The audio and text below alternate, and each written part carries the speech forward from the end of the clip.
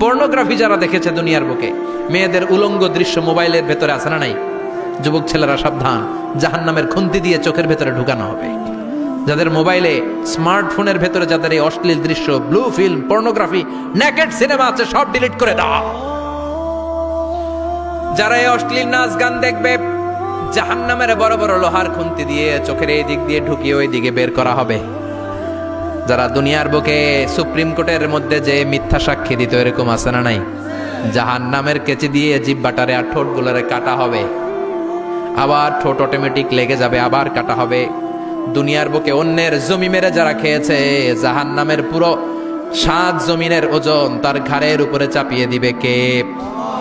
চায়ের দোকানে বসে গল্প করেছে, গীবত করেছে, ব্যাকবাইটিং, চুগলখুরি, নামিমা, আছে না নাই?